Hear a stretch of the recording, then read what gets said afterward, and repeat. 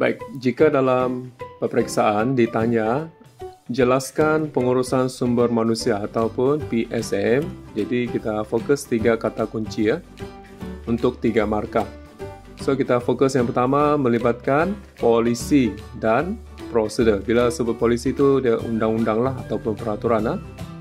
Kemudian yang kedua, kamu fokus kata kunci membangun bakat dan kreativiti pekerja. Dan kata kunci yang ketiga, mengekalkan pekerja yang berprestasi tinggi.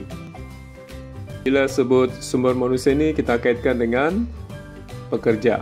Tenaga pekerja ini biasanya melibatkan ataupun menyumbangkan tenaga fizikal atau jasmani, dan yang kedua dari segi mental dalam sesebuah organisasi.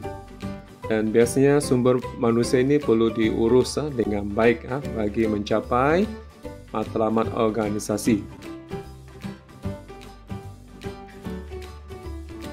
Baik, seterusnya kepentingan PSM. Ada 6 kata kunci untuk 6 kepentingan PSM.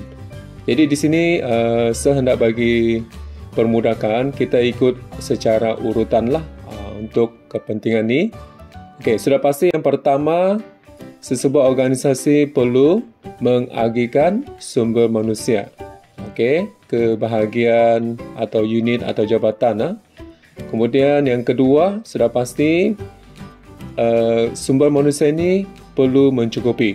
Apabila diagihkan, dia perlu mencukupi sumber manusia ini. Dan yang ketiga, sumber manusia ini perlu diberikan latihan atau kursus. Okey. Dan yang keempat, setelah diberikan latihan dan kursus, sudah pasti pihak organisasi menghendaki ataupun memberikan motivasi kepada pekerja supaya lebih proaktif lah dan produktif. Dan sudah pasti pada masa yang sama, pihak pengurusan ataupun organisasi pastikan menjaga kebajikan pekerja supaya di akhirnya iaitu dapat meningkatkan prestasi pekerja ataupun menjaga prestasi pekerja. Baiklah, seterusnya peranan PSM. Sebenarnya peranan PSM ni ada 9 peranan, tetapi saya fokus kepada 8 peranan.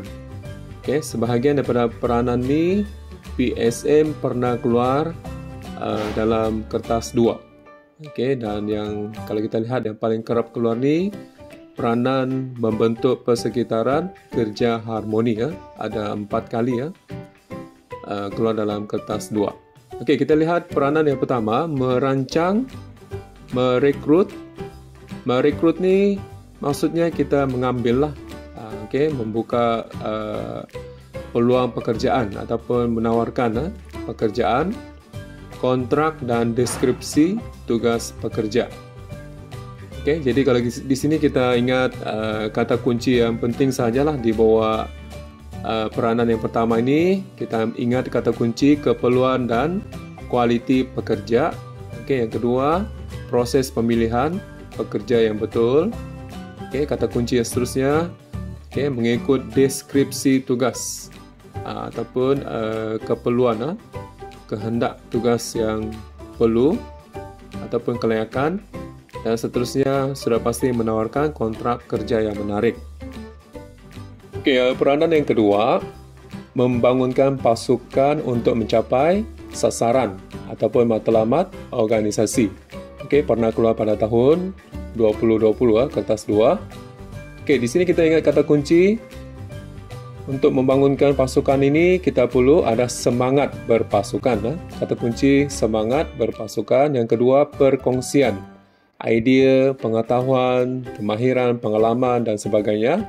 Dan yang ketiga, ingat kata kunci meningkatkan kualiti pengeluaran ataupun output. Seterusnya, peranan yang ketiga, latihan atau kursus peningkatan kemahiran pekerja. Di sini kita ingat 3 kata kunci yang penting. Semua pekerja memerlukan kemahiran dan pengetahuan baharu. Yang kedua, kata kunci supaya perniagaan dapat bersaing dalam pasaran. Kata kunci yang seterusnya, latihan ni biasanya adalah secara berterusan dan mengikut keperluan semasa.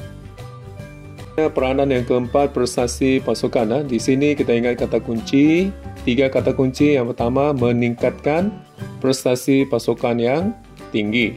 Apabila prestasi pasukan yang tinggi ini, ingat kata kunci yang kedua, sudah pasti dapat meningkatkan produktiviti atau pengeluaran organisasi. Dan seterusnya yang ketiga, kata kunci dapat mencapai matlamat perniagaan ataupun meningkatkan keuntungan. Baiklah, peranan yang kelima, membentuk persekitaran kerja harmoni. Okey, bahagian ini agak popular. Dan kita ingat 3 kata kunci yang penting. Okey, dapat meningkatkan motivasi dan kepuasan pekerja. Apabila motivasi pekerja ini meningkat, ingat kata kunci yang kedua, sudah pasti dapat mengurangkan kesilapan pekerja. Dan yang ketiga, sudah pasti dapat meningkatkan produktiviti, seterusnya dapat meningkatkan hasil ataupun untung. Peranan menggalakkan kreativiti dan inovasi R&D pekerja. Jadi di sini kita fokus ada 4 kata kunci yang penting. Yang pertama, membangunkan bakat pekerja supaya lebih kreatif dan inovatif. Yang kedua, bila sudah dibangunkan, bakat mereka ini sudah pasti dapat menghasilkan produk baharu. Dan yang ketiga, ingat kata kunci, bila menghasilkan produk baharu, perniagaan boleh berdaya saing, meningkatkan daya saing. Dan yang keempat, pihak pengurusan bolehlah memberikan penghargaan kepada pekerja yang kreatif dan inovatif. Seterusnya, peranan pemantapan budaya profesional. Yang ini kita ingat 3 kata kunci. Kata kunci yang pertama, kerja beretika dan integriti. Bila sebut budaya profesional, ingat beretika dan integriti. Yang kedua, mengamalkan nilai-nilai moral yang tinggi. Dan seterusnya, ingat kata kunci, supaya dapat menjaga ataupun meningkatkan imej perniagaan. Baik, seterusnya peranan yang ke-8, pemberhentian kerja. Kita ingat kata kunci yang paling penting sini ada 3. Penambatan kerja secara wajib, yang kedua secara sukarela, dan yang ketiga secara pemberhentian. Diberhentikan sebab mungkin ada masalah prestasi atau disiplin pekerja. Dan semua ini bertujuannya adalah untuk mengurangkan ataupun mengelakkan pembaziran sumber.